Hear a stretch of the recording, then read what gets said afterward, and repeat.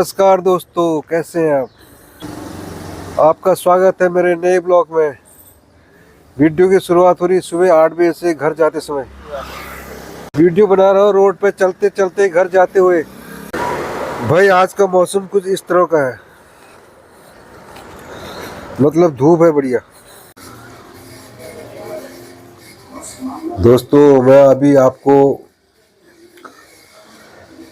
एक लीला का मंचन दिखाने जा रहा हूँ। और क्या है आप सुनिए।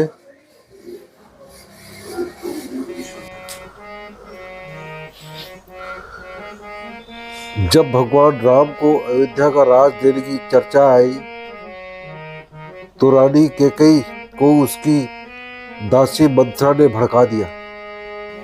मंथरा ने कहा कि राम को राजा बन जाएंगे मगर कैकेयी पुत्र भरत को कुछ नहीं मिलेगा, यानी तुम्हारे पुत्र को कुछ नहीं मिलेगा।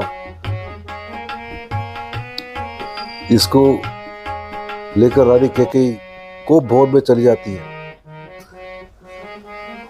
और वहां जाकर रूठ कर बैठ जाती है।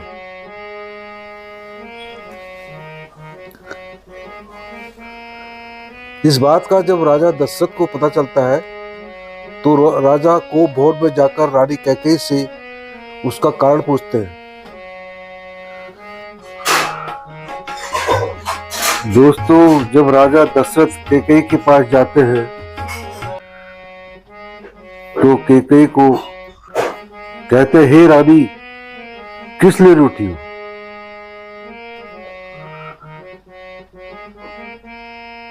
यह कहकर राजा उसे स्पर्श करते हैं। वह उनके हाथ को झटक कर हटा देती है और ऐसे देखती है मानो क्रोध से भरी हुई नागिन हो। काफी क्रूर दृष्टि से देखती है। राजा बार बार कह रहे, हे सुमुखी, हे सुलोचनी, कोकिल बयानी,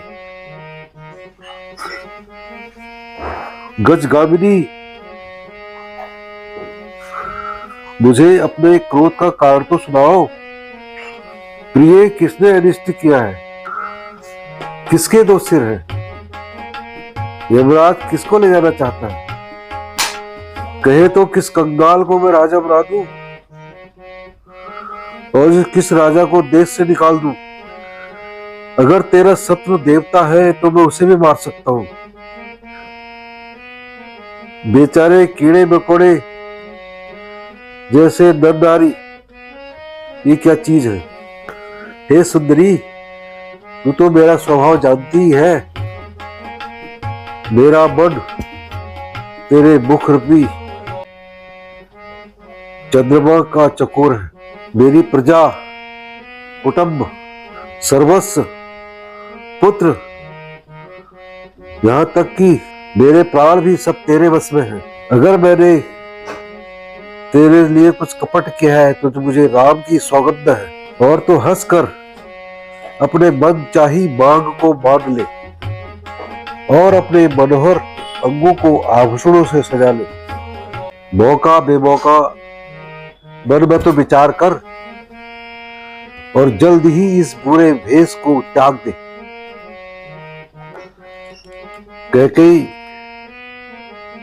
राम जी की सौगंध की बात सुनकर हंसते हुए उठी और अपने गहने पहनने लग गई। कैकेयी दशरथ जी से कहती है, आप मांग मांग तो बहुत कहते हैं पर आप देते कुछ नहीं है। आपने 2 वरदान देने के लिए कहा था, उसके मिलने में भी मुझे संदेह है। राजा हंसकर बोले, अब मैं तुम्हारा मर्म समझ गया। तुमने उन 2 वरों को अपनी धरोहर मानकर कभी मुझसे मांगा ही नहीं। मेरा भूलने का स्वभाव होने की वजह से मुझे वह प्रसंग याद नहीं। और मुझे झूठ मूठ दोष मत दो। आप 2 नहीं 4 बार मांग लो, क्योंकि रघुकुल रीति सदा चली आई, प्राण जाए पर वचन न जाए। हमारे प्राण चले जाएंगे लेकिन हमारा वचन नहीं जाएगा। ये हमारी रघुकुल की रीति है।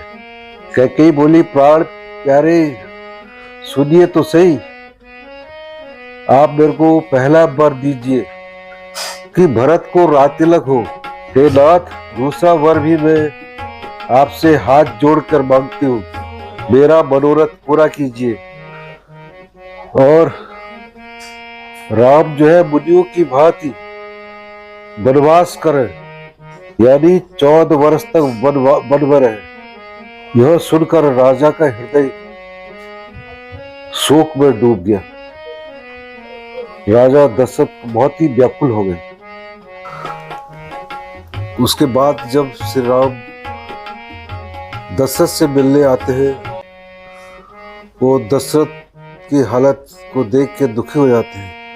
वो समझ नहीं पाते आखिर हुआ क्या है पिताजी को। उसी का आगे जो वृत्तांत आप सुनिए या देखिए वीडियो के माध्यम से।